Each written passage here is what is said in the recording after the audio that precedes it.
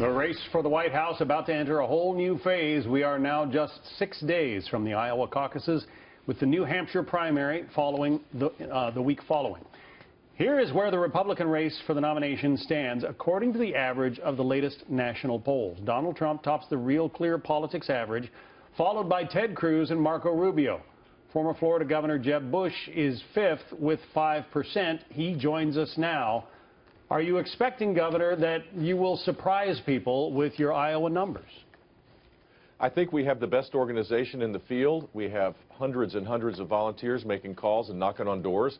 I think we're going to do better than expected, and I'm excited about where we are as it relates to New Hampshire and South Carolina as well. A lot of, observers are saying that the more mainstream Republican candidates are engaged in a circular firing squad, that you're shooting at Marco Rubio. Rubio is shooting at Chris Christie, Governor Kasich. You're all trading barbs, and you're all hurting your candidacies in the process. How do you respond? Well, it's called politics. I think it's more than appropriate to compare and contrast, and our records will be scrutinized. I'm the guy that goes after Donald Trump by far more than anybody else. I've been doing it for a long while because I don't think he's a conservative, and we need a conservative to take our party's nomination going forward in the general election. And he would get killed, I think, in a general election. Look, all of the back and forth in the Republican primary pales by comparison to what's going to happen when the Clinton hit machine goes after the party's nominee. This is where you toughen up. And I feel confident where we are, and my message is one of an experienced leader that has detailed plans to change the direction of this country and to defeat Hillary Clinton. But for whatever reason, voters seem to like the message that Donald Trump is bringing. How do you convince voters in Iowa, voters across the country, that you would be a better president? Well, I don't think he's a serious candidate when you look at the views he has. He's a great entertainer for sure. But take Syria, for example. In a matter of 2 months, he's gone from saying we need to accept Syrian refugees to banning all Syrian refugees, which is a good position, to banning all Muslims, which is a horrible position. And he's taken the position that we don't have a dog in the fight as it relates to ISIS. Then he says let Russia deal with ISIS. And he says let ISIS take out Assad. And now he wants to bomb the you-know-what out of ISIS, all of which shows a lack of seriousness. And we're in serious times, and I think we need someone with resolve and a steady hand. And ultimately, the reason why 30 or 40 or 50% of primary voters and caucus voters make up their mind in the last moment is they're electing a president of the United States, and they want someone to sit behind the big desk that knows what he's doing. And typically, some of the country's best presidents have been former governors, Ronald Reagan among them.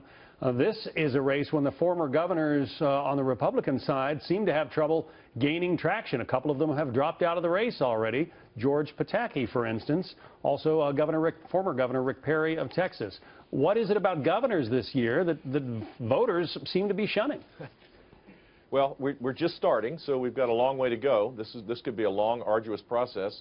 The outsiders have had the edge, but as people get closer, they want to know what are your plans? Do you actually have plans? Do you have the skills to be able to convert an idea into reality? And that's where the governors then have an advantage, because in my case, I transformed the state of Florida by applying conservative principles, and everybody had a chance to rise up. And the story resonates well out in New Hampshire and other places because people are desperately looking for leadership more than anything else. We have been taking questions from our viewers for you and for Carly Fiorina, who will follow. Here's one from Della Harrison. She says, as a result of the Affordable Care Act, I cannot afford my now tripled premium for what amounts to a catastrophic care policy at best. What can you tell me that might instill hope that I may one day be able to again afford insurance?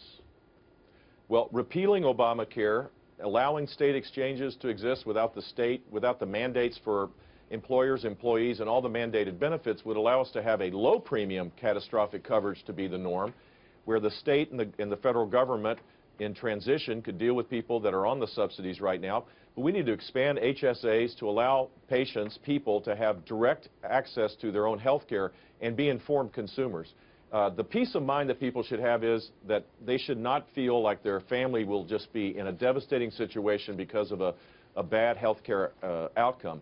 And that's why low premium catastrophic coverage, instead of all of this complexity that Obamacare brings, is the way to go. And it shifts power away from Washington, D.C., which is essential for our long-term success. We're a bottoms-up country, not a top-down country. And the plan that I've laid out gives tax credits to people to allow them to access health care that is affordable. Another viewer named Michael Sands wants to know what your thoughts are about the Trans-Pacific Partnership.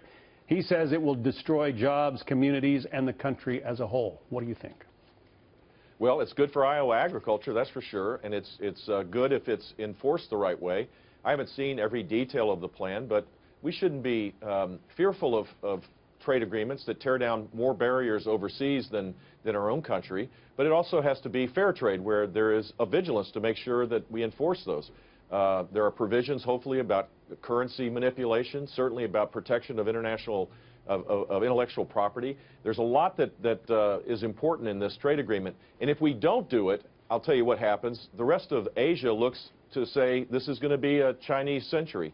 The United States is not serious in engaging with us, and I think that would be devastating for our national security. Former Florida governor and presidential candidate Jeb Bush, it's good to have you on. Thank you. Thank you, John.